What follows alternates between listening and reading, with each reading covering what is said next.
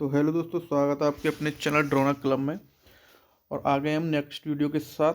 Page number 15 की ये video है। आपने अभी तक हमारी पेज नंबर 1 से लेके 14 तक की वीडियो नहीं देखी तो आप प्लेलिस्ट में जाके उन्हें देख लें। और आपको इंतज़ार करने के लिए हम सॉरी कहेंगे। काफ़ी टाइम बाद हम ये वीडियो अपलोड कर रहे हैं। और ये रेलवे सामान्य अध्ययन बुक की बुक रीडिंग है, जिसमें हम 1 से लेकर 32 तक पेजों का बुक रीडिंग करेंगे। 2024 का ये एडिशन है। अगर आप हमारे चैनल पर नए हैं तो चैनल को सब्सक्राइब जरूर कर लें और बेल आइकन को भी प्रेस जरूर कर दें। और आपसे गुजारिश है 5 लोगों को ये वीडियो हमारी शेयर करें। शेयर करने के लिए मैं इसलिए कह रहा हूँ, बार बार कहता हूँ कि आप जिन 5 लोगों को ये वीडियो शेयर करेंगे वो भी इस वीडियो को देखेंगे और नॉलेज प्राप्त करेंगे। जब भी आप कभी पाँचों आप आपस में मिलेंगे तो इस वीडियो के बारे में, इन क्वेश्चनों के बारे में डिस्कशन करेंगे। डिस्कशन से क्वेश्चन जल्दी याद होते हैं और आपकी नॉलेज बनी रहेगी। तो बिना देरी करते हुए चलते हैं पेज नंबर 15 की तरफ। और ये है पेज नंबर 15 कुछ इस तरीके का, जिसमें 3 टॉपिक को आज हम क्लियर करेंगे। पहला टॉपिक है भारत में शिक्षा का विकास। दूसरा टॉपिक है नोबेल पुरस्कार महत्वपूर्ण तथ्य। तीसरा टॉपिक है नरेगा एवं मनरेगा। बारी बारी से तीनों टॉपिकों को कवर करेंगे। फर्स्ट टॉपिक हमारा भारत में शिक्षा का विकास। पेन और कॉपी लेकर आप जरूर बैठें। जो क्वेश्चन आपको इंपॉर्टेंट लगे उसे आप नोट करते चलें। वैसे मैं आपको बता दूंगा, अगर आप वीडियो को बार बार भी देख लेंगे तो भी आपका रिवीजन हो जाएगा। अगर आप पहली बार वीडियो को देख रहे हैं, पहली बार सिलेबस कंप्लीट कर रहे हैं, तो पेन कॉपी लेकर जरूर बैठें। इंपॉर्टेंट क्वेश्चनों को साथ ही साथ लिखते चलें। चलते हैं फर्स्ट क्वेश्चन की तरफ। देश के प्रथम शिक्षा मंत्री कौन थे? मौलाना अब्दुल कलाम आज़ाद। जो हमारे शिक्षा थी, जो शिक्षा के सबसे पहले मंत्री कौन थे? मौलाना अब्दुल कलाम आज़ाद। बहुत ही जनरल क्वेश्चन है। भारत में प्रथम राष्ट्रीय शिक्षा नीति की स्थापना या घोषणा 1968 में की गई थी। जो पहली शिक्षा नीति कब की इसकी घोषणा पहली शिक्षा नीति की घोषणा कब की गई थी? 1968 में, याद रखें। नेक्स्ट क्वेश्चन है, भारतीय शिक्षा का Magna carta Charles Wood dispatch को कहा जाता है, जिसे 1855 ईस्वी में भारत सरकार के समक्ष प्रस्तुत किया गया। भारत में अंग्रेजी शिक्षा का सूत्रपात लॉर्ड मैकाले ने किया था। इंपोर्टेंट क्वेश्चन है। भारत में अंग्रेजी शिक्षा का सूत्रपात लॉर्ड मैकाले ने किया था। चलते हैं नेक्स्ट क्वेश्चन की तरफ। नेक्स्ट क्वेश्चन है, शिक्षा का माध्यम अंग्रेजी बनाने हेतु मैकाले का विवरण पत्र 1835 जारी किया गया। शिक्षा में सुधार के लिए अंग्रेजी सरकार ने हंटर आयोग का गठन 1882 ईस्वी में तथा सैंडलर आयोग का गठन 1970 ईस्वी में किया। इंपोर्टेंट क्वेश्चन है, शिक्षा में सुधार के लिए अंग्रेजी सरकार ने हंटर आयोग का गठन किया था। कब? 1882 में, याद रखें। मुक्त विश्वविद्यालय सर्वप्रथम इंग्लैंड में खोला गया। नेक्स्ट क्वेश्चन है, देश का प्रथम मुक्त विश्वविद्यालय डॉक्टर बी राव अम्बेडकर मुक्त विश्वविद्यालय की स्थापना 1982 को हुई। तो देश का पहला मुक्त विश्वविद्यालय कौन सा है? डॉक्टर बी आर अम्बेडकर मुक्त विश्वविद्यालय, जिसकी स्थापना 26 अगस्त 1982 में की गई।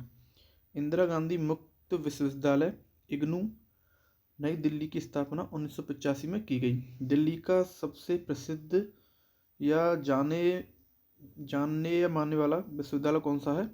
इग्नू के नाम से एक यूनिवर्सिटी है, जिसे इंदिरा गांधी जी ने इसकी स्थापना की थी और 1985 में। इंपोर्टेंट क्वेश्चन है, विश्वविद्यालय अनुदान आयोग यूजीसी की स्थापना 1956 में हुई थी। राष्ट्रीय शैक्षिक अनुसंधान और प्रशिक्षण परिषद एनसीईआरटी की स्थापना 1961 को हुई थी।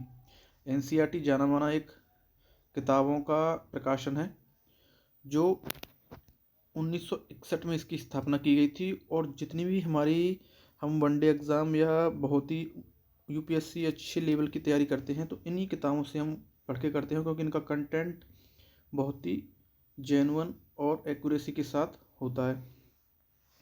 राष्ट्रीय साक्षरता मिशन की शुरुआत 1988 में हुई थी। चलते हैं नेक्स्ट क्वेश्चन की तरफ। नेक्स्ट क्वेश्चन है, भारतीय शिक्षा को 10-2-3 का सुझाव कोठरी आयोग ने दिया था। अब इस 10-2 का मतलब क्या है? 10 का मतलब है 1 से लेके 10 तक, यानी 10 तक को हम मैट्रिक्स बोलते हैं या हाई स्कूल, 10th क्लास होती है। 10th के बाद आ जाता है 10+2 जिसे हम 12th बोलते हैं। आपने सुना होगा 10+2 की भर्ती निकली है जिसे हम 12th बोलते हैं। +3 जोड़ने के बाद 3 का मतलब होता है ग्रेजुएशन, 3 साल की जो ग्रेजुएशन होती है उसे ही +3 के यहाँ पे दर्शाया गया है। तो आपको ये समझ में आ गया होगा। जिसका सुझाव किसने दिया था? कोठारी आयोग ने। ऑपरेशन ब्लैक बोर्ड नामक कार्यक्रम 1987-88 में लागू हुआ था। नेक्स्ट क्वेश्चन है, थोड़ा से ऊपर कर लेते हैं। केंद्रीय अंग्रेजी एवं विदेशी भाषा संस्थान व Indian school of business Hyderabad में है। विश्व भारती विश्वविद्यालय की स्थापना रविंद्रनाथ टैगोर ने 1921 में की थी। भारतीय विश्वविद्यालय आयोग का गठन 1902 ईस्वी में किया गया था।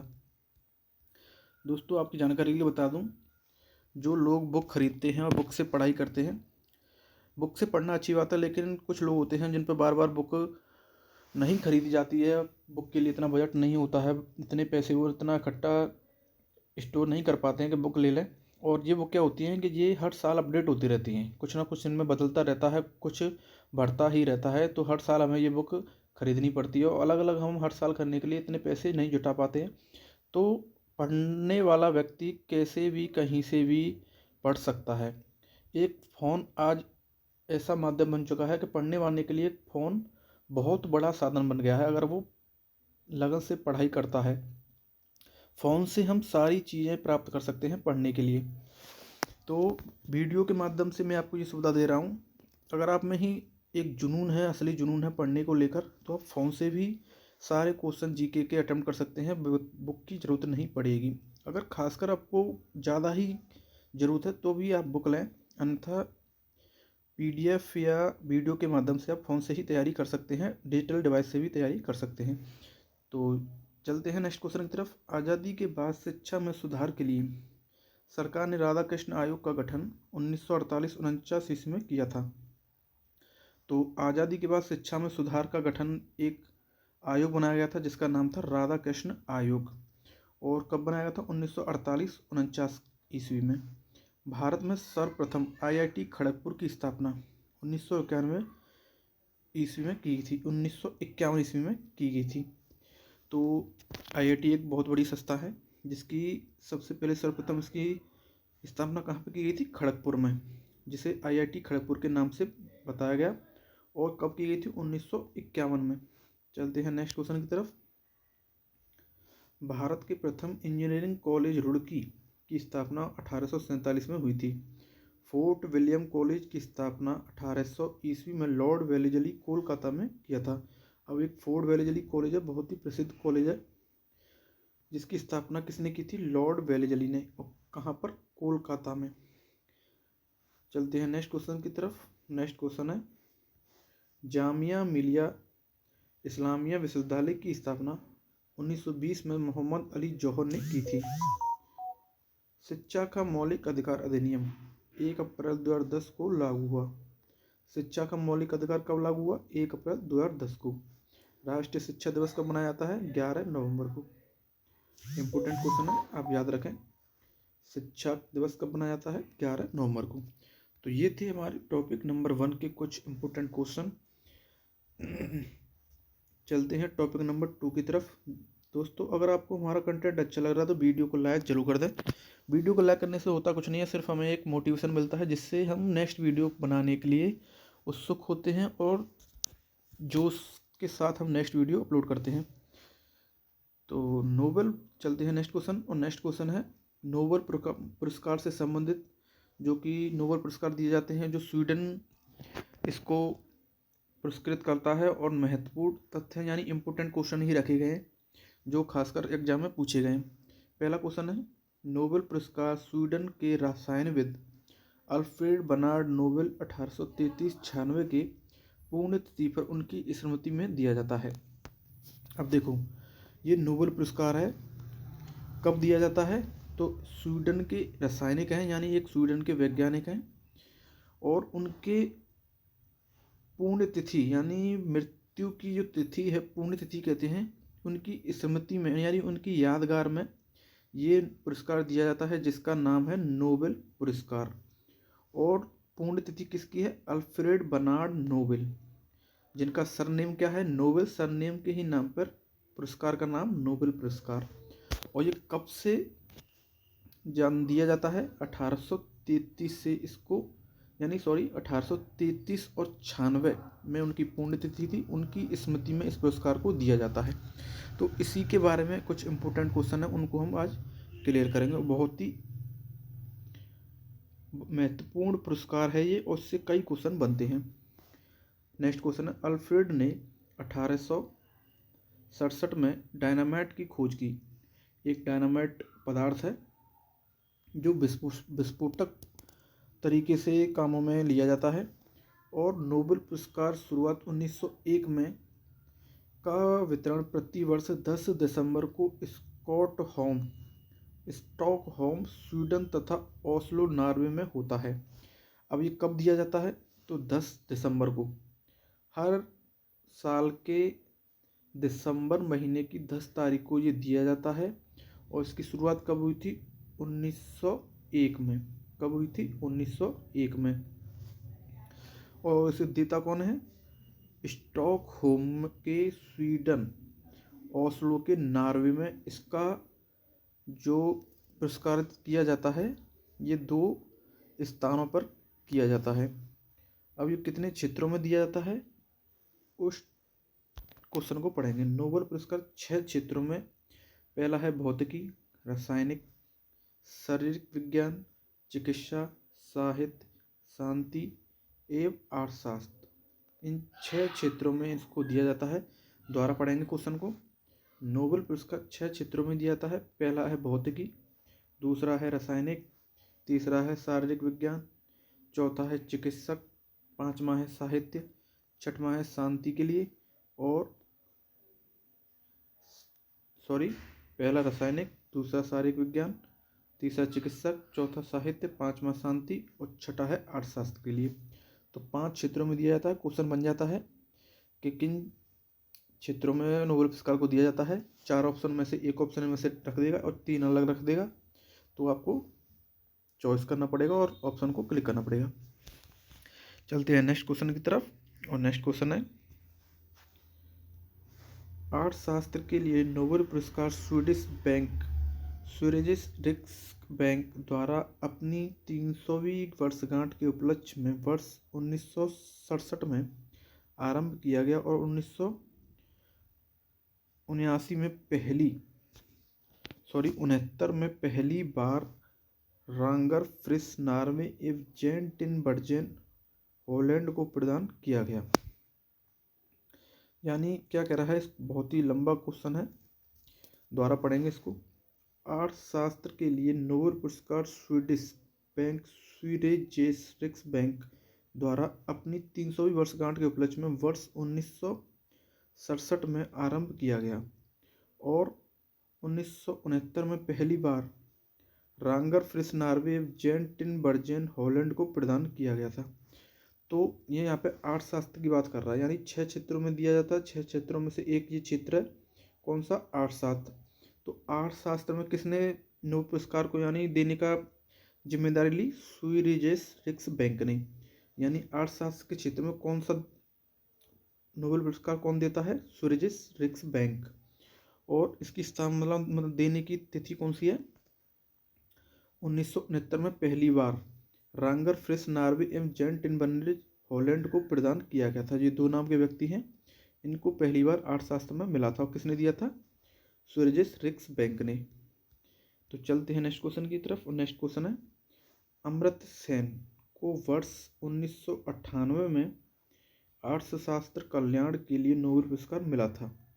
तो अमर्त्य सेन कौन है? ये हमारे भारत के ही हैं और जिन्हें अर्थशास्त्र में पहला मिला था 1998 ईस्वी में। याद रखें, the royal Swedish academy of science, भौतिकी और रसायन विज्ञान के लिए नोबेल पुरस्कार प्रदान किया गया।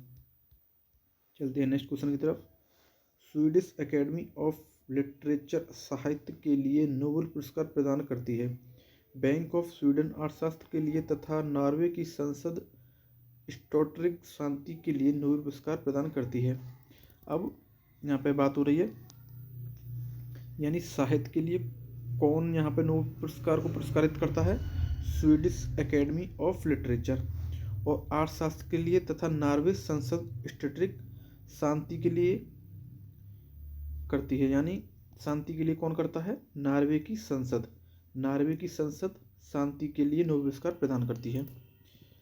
और अर्थशास्त्र के लिए हमने पढ़ा था, फिर दे रखा है इसमें।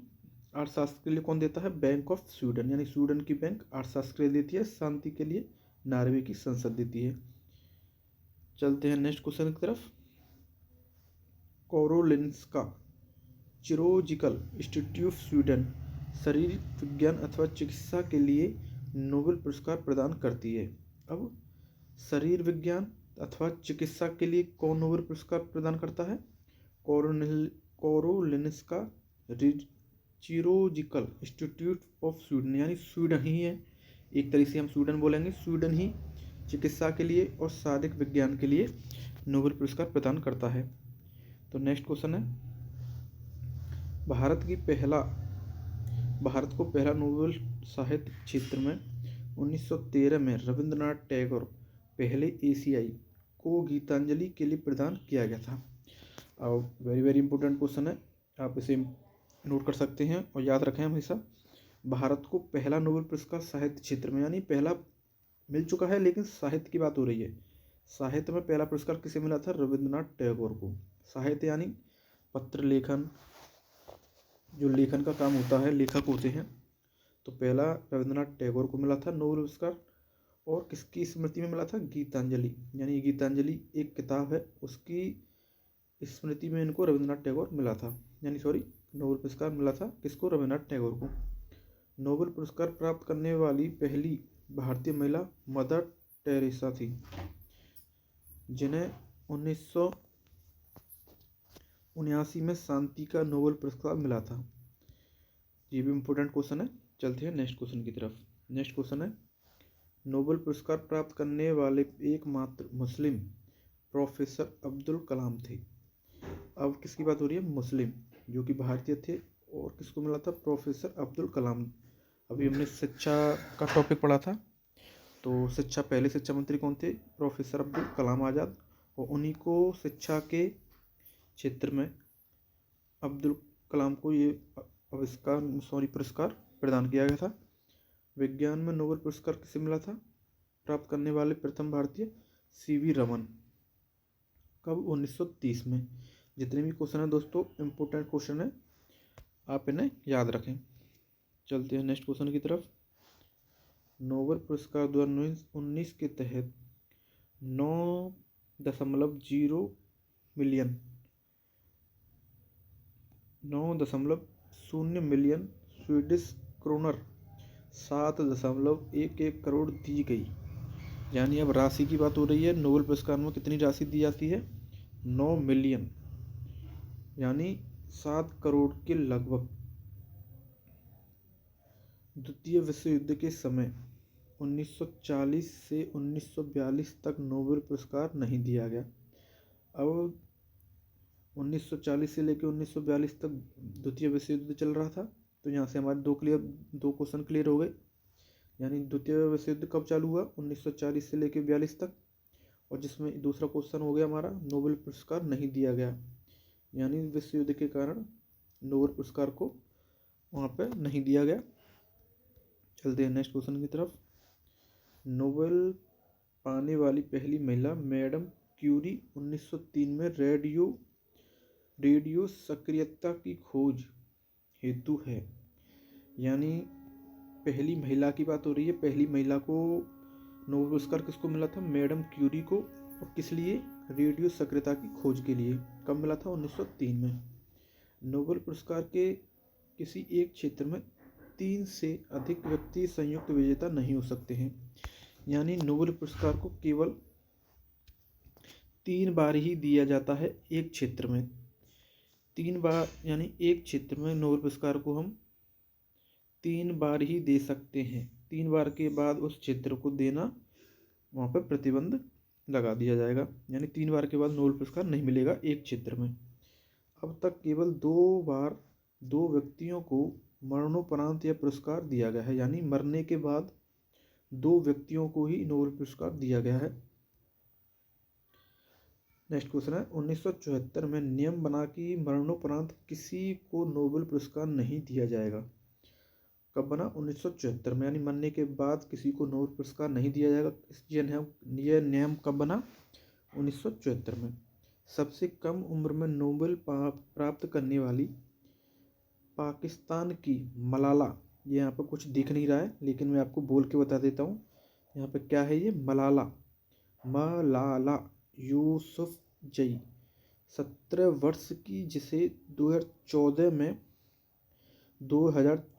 ईस्वी का नोबेल मिला था, यानी शांति का मिला था। यहाँ पे शांति है, हमें थोड़ा ये आ गया है आंख सामने, इसलिए मुझे दिख नहीं रहा है, आपको याद रखना है।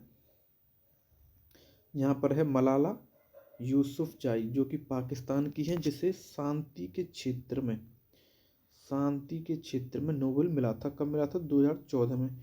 और सबसे कम उम्र की महिला है ये। क्वेश्चन बनता है सबसे कम उम्र में नोबेल पुरस्कार प्राप्त करने वाले कौन है? तो मलाला यूसुफजई। कितनी वर्ष की थी? 17 वर्ष। तो ये थे हमारे नोबेल पुरस्कार से सम्बन्धित कुछ क्वेश्चन जो आपने पढ़े। तो टॉपिक 2 भी हमारा यहाँ पे क्लियर होता है। चलते हैं टॉपिक 3 की तरफ, और टॉपिक 3 है, तो 20 में एक हम पढ़ लेते हैं। 10 जनवरी को विश्व हिंदी दिवस था, आपको सभी को पता होगा 10 जनवरी को विश्व हिंदी दिवस था। तो इसके लिए एक सीख देते हैं। एक सीख है, कितनी अच्छी है। अच्छी वाली अंग्रेजी ना आती हो तो खतरनाक वाली हिंदी सीख लो, ज्ञानी उतने ही लगोगे। यानी कहने की बात यहाँ पर ये कह रहा है, समझने की बात यह है, अगर हमें अच्छी इंग्लिश नहीं आती है तो कम से कम अपनी मातृभाषा हिंदी को उतनी अच्छी बना लें कि बोलने में अंग्रेजी भी फेल हो जाए। यानी नॉलेज हमारी हिंदी में इतनी हो जाए कि अंग्रेजी वाले को भी हम चुप कर दें। तो यही बात है, अच्छी वाली अंग्रेजी ना आती हो तो खतरनाक वाली हिंदी सीख लो, ज्ञानी उतने ही लगोगे। तो अच्छी बात है, बहुत ही सीखने वाली बात है यहाँ पे। और 10 जनवरी को विश्व हिंदी दिवस था, ये आपको याद रखना है। तो अपने चलते हैं अपने टॉपिकों की तरफ। वो हमारा थर्ड टॉपिक है नरेगा एवं मनरेगा। नरेगा एवं मनरेगा से काफ़ी क्वेश्चन बनते हैं, तो चलेंगे धीरे धीरे इसको भी कंप्लीट करेंगे।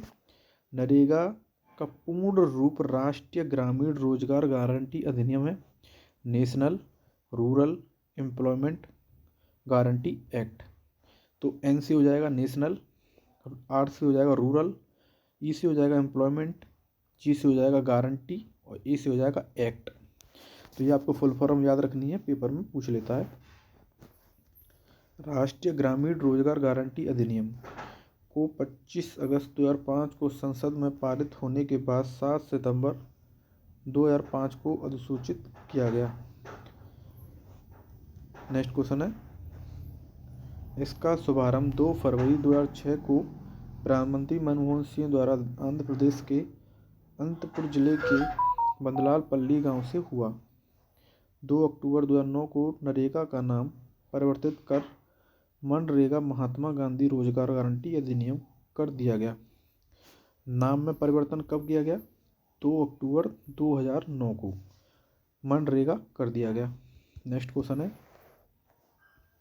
नरेगा के पहले संस्करण की अवधारणा एवं तैयार जीन जेद्र बेल्जियम ने किया था।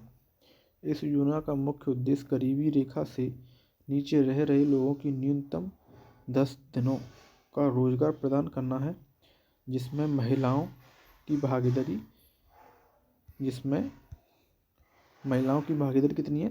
33%। कितनी है? 33%। ये आपको याद रखना है। चलते नेक्स्ट क्वेश्चन की तरफ। 15 दिन के अंदर रोजगार न मिलने पर बेरोजगारी भत्ता देने का प्रावधान भी है।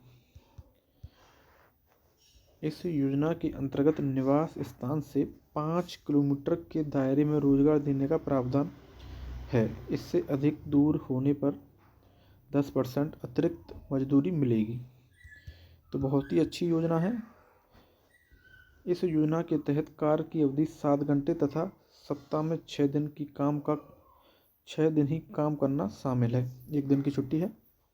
प्रथम चरण 2006-07 में इस योजना के अंतर्गत देश के 27 राज्यों के 200 जिलों तथा द्वितीय चरण 2007-2008 में देश के 130 जिले शामिल किए गए थे। नेक्स्ट क्वेश्चन है, तीसरा चरण 2008 से अब तक में 1 अप्रैल 2008 को देश के शेष 274 जिले शामिल किए गए। वर्तमान में देश के 641 जिलों में यह योजना अप्रैल 2008 से लागू है। चलते हैं नेक्स्ट क्वेश्चन की तरफ। वर्ष 2008 में इस योजना के तहत सभी ग्राम रोजगार योजना का विलय कर दिया गया। इस योजना का क्रियान्वयन ग्रामीण विकास मंत्रालय द्वारा किया जाता है। चलते हैं नेक्स्ट क्वेश्चन की तरफ। इस योजना के तहत केंद्र तथा राज्य सरकारों के मध्य 90:10 के अनुपात में वित्तीय सहयोग दी जाती है। ये क्वेश्चन बन जाता है, यहाँ से इम्पोर्टेंट क्वेश्चन है। केंद्र तथा राज्य सरकारों के बीच जो अनुपात है वित्तीय सहयोग की, जो अनुपात है वित्तीय सहयोग 90:10 यानी 9:1 भी हम कह सकते हैं के अनुपात में है। मनरेगा के अंतर्गत मजदूरी एवं सामग्री पर राशि व्यय का अनुपात 60:40 है। चलते हैं नेक्स्ट क्वेश्चन की तरफ। मनरेगा का गठन मिहिर शाह कमेटी द्वारा हुआ है।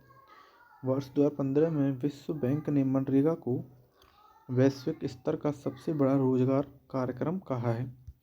चलते हैं नेक्स्ट क्वेश्चन की तरफ और टॉपिक का लास्ट क्वेश्चन है, मनरेगा की कार्यात्मक इकाई ग्राम पंचायत तथा लाभ प्राप्तकर्ता परिवार है।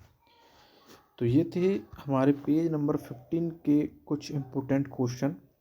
अगर आपको ये हमारा कंटेंट कैसा लगा तो वीडियो को लाइक ज़रूर कर दें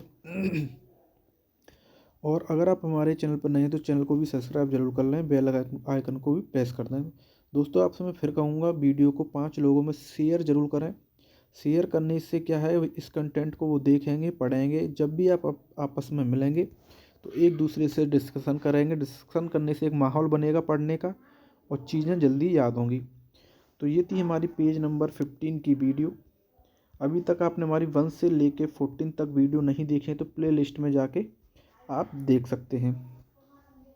तो फिर मिलेंगे हम पेज नंबर 16 के साथ और हम आज से डेली वीडियो अपलोड करेंगे। एक वीडियो पर डे करेंगे जिससे हमारा जो 1 से लेकर 32 तक का टारगेट है वो कंप्लीट हो जाएगा। फिर नेक्स्ट टारगेट की तरफ चलेंगे। साथ ही साथ अपना रिवीजन करते रहें। अगर बुक की व्यवस्था नहीं हो पा रही है तो हमारी वीडियो के साथ आप तैयारी कर सकते हैं। वीडियो को बार बार देखने से रिवीजन कर सकते हैं और सुनने से भी चीज़ें जल्दी याद होती हैं। तो फिर मिलेंगे पेज नंबर 16 के साथ। Thank you, take care.